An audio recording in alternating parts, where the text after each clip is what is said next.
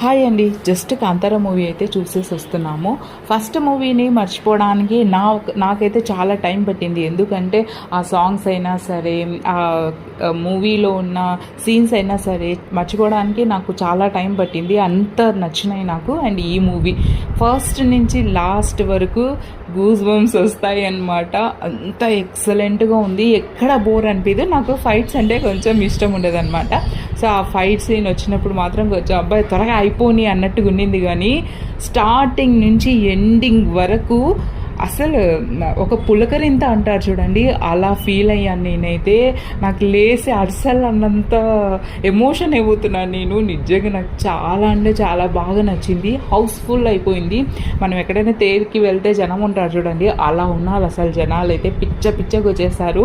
ఇంకా last climax ఉందండి బాబు, చించేశారు అసలుకి.